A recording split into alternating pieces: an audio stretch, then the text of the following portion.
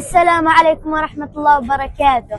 أنا اليوم في مكان جدا جميل في ساحة أتين في موسم الخريف العقاري، في مشروع حي اللبان في منطقة حلبان جنب الجامعة الألمانية. أعطيني فكرة عن المشروع. أهلا وسهلا تميم. المشروع مثل ما قلت اسمه حي اللبان في حلبان. مساحة المشروع الإجمالية تقريبا 740 ألف متر مربع. يتكون المشروع من 1442 وحدة سكنية. مقسم المشروع على 3 مراحل. المرحلة الأولى سميناها المجمع الحوجري، والمرحلة الثانية المجمع الحاسكي، والمرحلة الثالثة المجمع النقدي على حسب مسميات اللبان. أيضا الحديقة اللي في الوسط اللي تشوفها هذه سميناها لبان بوليفارد.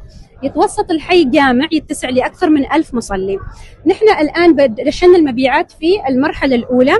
المرحلة الأولى المجمع الحوجري يتكون من 270 وحدة سكنية من مختلف أنواع الوحدات السكنية. إذا تريد شقة، تريد فيلا، تاون هاوس، توين فيلا، فيلا مستقلة، بأنواعها كلها موجودة في كل المراحل. طبعا نسبة المبيعات في المرحلة الأولى 30%.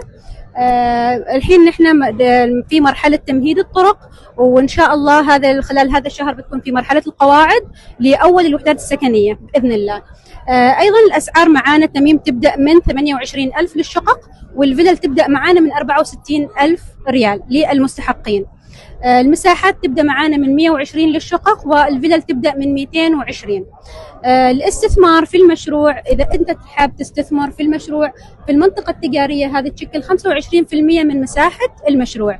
المنطقة هذه راح تكون إن شاء الله للاستثمار بمختلف أنواعه، سواء كان مراكز تجارية مثل المولات، الفنادق، المراكز الصحية، على حسب المستثمر اللي راح يستثمر في هذه المنطقة. في سؤال ثاني؟ أيوة، كيف يعني إذا أردت أحجز بيت؟ أيوة. طريقة سهلة. أيوة، عشان تحجز البيت معانا خبرتك نحن دشنا المبيعات للمرحلة الأولى فقط. نحن فاتحين المبيعات في المرحلة الأولى. المرحلة الأولى أول شيء أنت تختار البيت من الموقع. هذا الموقع، هذا المقسم، أنت تشوف موقع بيتك وين موجود، تقول تختار الموقع، تقول أنا أريد في هذا المكان. بعدين تدفع رسوم الحجز اللي هي 300 ريال، ومن بعدها عاد إن شاء الله ندخل في تفاصيل العقد. التفاصيل العقد هذه موجودة فيها تفاصيل الوحدة السكنية، المراحل الدفع، تختلف طريقة الدفع أيضا. الدفع إذا كان عن طريق الدفع الكاش راح تكون يا انك انت تدفع المبلغ كاش، او انك تقسطه على مراحل حسب ما نتفق، او انك تروح عن طريق البنوك سواء كان بنك الاسكان او البنوك التجاريه. فعاد نحن نخضع لاجراءات البنوك التجاريه وبنك الاسكان، وفي ايضا تسهيلات ومميزات مقدمينها البنوك لكل المستحقين لمشاريع صروح، ومن ضمنها مشروع حي اللبان. زي انا لو مثلا قبل لا اريد اشتري، اريد اشوف الشقه او البيت او أيوة. مكان الاستثمار، كيف أيوة. يستوي؟ نعم يستوي. نحن ان شاء الله راح نعمل فيلا وراح نعمل شقه راح تكون نموذج لكل المواطنين والعمانيين وغير العمانيين، نموذج بحيث انه هو يقدر يشوفها على ارض الواقع.